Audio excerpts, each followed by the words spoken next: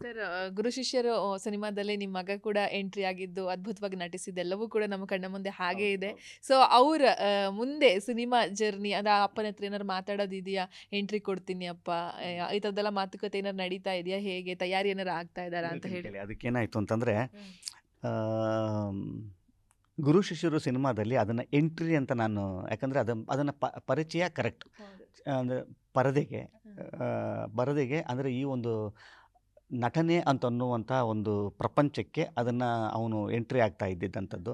ಈಗ ನೀವು ಹೇಳ್ತಾ ಇರೋದು ಪ್ರೊಫೆಷ್ನಲ್ ಆಗಿ ಹಾ, ಇದನ್ನು ಎಂಟ್ರಿ ಅಂತ ನೀವು ಹೇಳ್ತಿದ್ದೀರಿ. ಹೌದು. ಸೊ ಅದು ಆಗಿದ್ದೇನು ಅಂತಂತಂದರೆ, ಯಾವುದೇ ಥರದ ತರಬೇತಿ ಪಾಪ ಅವನು ತಗೊಂಡಿಲ್ಲ. ಅವನು ಸ್ಕೂಲ್ಗೆ ಹೋಗ್ತಿದ್ದ, ಹಾ, 10ನೇ ಕ್ಲಾಸ್ ಏನೋ, 9-10ನೇ ಕ್ಲಾಸ್ ಅವಾಗ ಅವನು. ಹ್ಮ್. ಒಂದಿಷ್ಟು ಈ ಜಿಮ್ನಾಸ್ಟಿಕ್ಸು ಅದು ಇದೆಲ್ಲ ಸ್ವಲ್ಪ ಫಿಸಿಕಲಿ ಅವನು ಸ್ಪೋರ್ಟ್ಸು ಅದು ಇದೆಲ್ಲ ಇತ್ತು. ಹ್ಮ್. ಈ ಒಂದು ಆಡಿಷನ್ ನಡೀತಾ ಇತ್ತು ನಮಗೆ. ಹ್ಮ್. ಒಂದು 11 ಜನ ಪ್ಲೇಯರ್ಸಿನ ಹುಡುಕಾಟ ನಡೀತಾ ಇತ್ತು. ಆವಾಗ ತರುಣ್ ಅವರು, ಹ್ಮ್. ಅಂದರೆ ತಮ್ಮ ತರುಣ್ ಸುಧೀರು, ಹೌದು. ಅವನಿಗೆ ಗೊತ್ತು ಹ್ಮ್. ನಮ್ಮ ಮನೇಲಿ, ಅಂದರೆ ಅವನಿಗೆಲ್ಲನೂ ಒಂದು ಸ್ವಲ್ಪ ತಲೆಯಲ್ಲಿರುತ್ತೆ. ಹ್ಮ್. ಯಾವ ಹುಡುಗರು ಯಾವುದರಲ್ಲಿ ಈ ಇದಾಗಿದ್ದಾರೆ ಅಂತ. ಹ್ಮ್. ಒಂದು ಸ್ಪೋರ್ಟ್ಸ್ ಸಿನಿಮಾ ಅಲ್ವಾ. ಹ್ಮ್. ಸ್ಪೋರ್ಟ್ಸ್ ಸಿನಿಮಾ ಅಂತಿದ್ದಂಗೆ ಇವ್ರದ್ದು ಒಂಚೂಷ್ಟು ವಿಡಿಯೋ ಗಿಡಿಯೋಸ್ ಎಲ್ಲ ಇತ್ತು. ಹಾ. ನಾನು ತೋರಿಸಿದ್ದೆ ಯಾವಾಗಲೂ, ನೋಡಿ ಹಿಂಗೆಲ್ಲ ಮಾಡ್ತಾನೆ. ಅಂದರೆ ಸಿನಿಮಾ ಹೌದು. ನಟನೆ ಅಂತಲ್ಲ, ಅವ್ನು ಚಿಕ್ಕ ವಯಸ್ಸಿಂದನೂ ಅದೊಂಚೂರು ಇಷ್ಟ, ಹ್ಮ್. ಪಲ್ಟೆ ಹೊಡಿಯೋದು ಅದು ಇದು ಎಲ್ಲ. ಹ್ಮ್. ನಾನು ತೋರಿಸಿದಾಗ ಯಾವಾಗಲೂ ನೋಡಿ ಅದು ಮುಗಿದೋಗಿತ್ತು ಯಾವುದೋ. ಹ್ಮ್. ಅದಾಗಿ ಒಂದು ಹಿಂದಿಂದ ಒಂದೆರಡು ವರ್ಷದ ಹಿಂದೆ. ಹ್ಮ್. ಅದಾದಮೇಲೆ ಒಂದು ಸಲ ನನಗೊಂದು ಕಾಲ್ ಬರುತ್ತೆ ಹ್ಮ್. ತರುಣ್ದು. ಹ್ಮ್. ಅವನ ಹೆಸರು ಲಡ್ಡು ಅಂತ. ಹ್ಮ್. ಲಡ್ಡುದು ಯಾವುದೋ ಒಂದು ವಿಡಿಯೋ ತೋರಿಸಿದ್ದೆಲ್ಲ, ಅದೇನೋ ಜಿಮ್ನಾಸ್ಟಿಕ್ಸ್ ಏನೋ ಮಾಡ್ತಿರ್ತಾನೆ, ಹ್ಮ್. ಇದೆಯಾ ನಿನ್ನ ಹತ್ರ ಅಂತ. ಹ್ಮ್. ನನ್ನ ಹತ್ರ ಇರಲಿಲ್ಲ. ಹ್ಮ್. ಅವನ ಹತ್ರ ಇದೇನು ಕೇಳ್ತೀನಿ ತಡಿ ಅಂತ ಅಂದ್ಬಿಟ್ಟು, ಇದ್ದು ಇದೆ ಅಂತ ಅಂದಂದೆ. ಅರ್ಜೆಂಟಾಗಿ ಕಳಿಸು, ಅರ್ಜೆಂಟಾಗಿ. ಹ್ಮ್. ಏನಕ್ಕೆ ಅಂತ ದೇವ್ರನ್ನೇ ಗೊತ್ತಿಲ್ಲ. ಹ್ಮ್. ಅದೇನು ಕಳಿಸ್ದೆ. ಅಲ್ಲೇನಾಗಿದೆ, ಹ್ಮ್. ಅಲ್ಲಿ ಆಗಲೇ ಒಂದು ದೊಡ್ಡ ಟೀಮು ಹ್ಮ್. ಈ ಈ ಹುಡುಗರ ಆಯ್ಕೆ ನಡೀತಾ ಇದೆ. ಹ್ಮ್.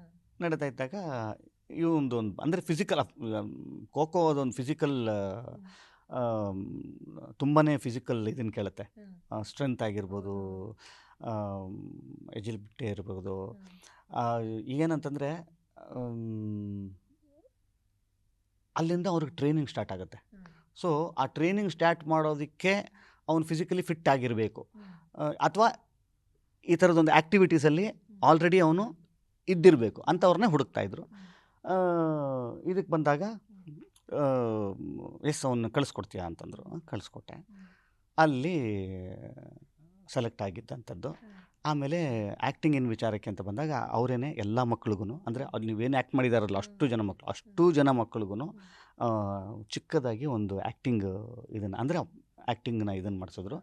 ಆಮೇಲೆ ಒಬ್ಬೊಬ್ರ ಹತ್ರ ಮಾತಾಡಿಸಿ ಯಾರ್ಯಾರು ಯಾವ್ಯಾವ ಪಾತ್ರಕ್ಕೆ ಸೂಟ್ ಆಗ್ತಾರೆ ಅಂತ ಅನ್ನೋದ್ರ ಮುಖಾಂತರ ಅವ್ರವ್ರನ್ನ ಪ್ಲೇಸ್ ಮಾಡಿದಂಥ. ಅದು ಎಂಟ್ರಿ ಅಂತಲ್ಲ.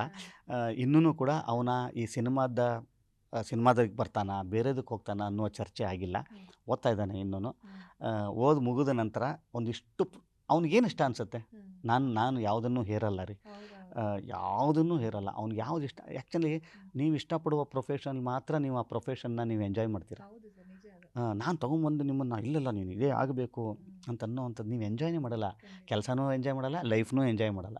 ಏನು ಗುರು ಇದು ಎಲ್ಲಿ ಬಂದು ಸಿಗ್ಲಾಕೊಂಡಿದ್ದೀನಿ ಅಂತ ಅನ್ನೋವಂಥದ್ದು. ಸೊ ಆ ಚರ್ಚೆಗೆ ಇನ್ನೂ ಬಂದಿಲ್ಲ. ಇನ್ನೊಂದು ಅವ್ನ ಎಜುಕೇಷನ್ ಮುಗಿಸ್ತಿದ್ದಂಗೆ ಒಂದು ಸಲ ಕೂತ್ಕೊಂಡು ಮನೆಯವರೆಲ್ಲ ಕೂತ್ಕೊಂಡು ನಿನಗೇನು ಅನಿಸುತ್ತಪ್ಪ ಅಂತಂದು, ಇದನ್ನು ಹೇರಲ್ಲ, ಇಂಥದ್ದೇ ಅನ್ನೋದನ್ನು ಕೂಡ ನಾನು ಹೇರಲ್ಲ ಅವನಿಗೆ. ಆವಾಗ ಡಿಸೈಡ್ ಮಾಡೋಣ ಅಂದ್ಕೊಂಡಿದ್ದೆ. ಜಿ ಕನ್ನಡ ನ್ಯೂಸ್ ಈಗ ನಿಮ್ಮ ಮನೆಯಲ್ಲೇ ನೋಡಿ. ಎಲ್ಲ ಕೇಬಲ್ಗಳಲ್ಲಿ ಈಗ ಲಭ್ಯ. ನಿಮ್ಮ ನೆಚ್ಚಿನ ಜಿ ಕನ್ನಡ ನ್ಯೂಸ್ ಈಗ ಸನ್ ಡೈರೆಕ್ಟ್ ನಲ್ಲಿ number 292, Tata play number 1664, Jio TV number 1334, NXT digital number 30, in cable number 30, city networks 51, U digital number 162, GTPL number 17, Rockline telecommunications number 42, Shri Basaveshwara cable number 168, rural cable network 60, Vinayaka digital 57, Abhishek cable 821, city channel 53, Siddeshwara cable network 57, V4 digital Infotech 628, Surya digital networks 53, Gajanan digital number 836, Malnad infotech private limited number 56, metro cast number 830, victory digital number 167ರಲ್ಲಿ ನೋಡಿ ಆನಂದಿಸಿ.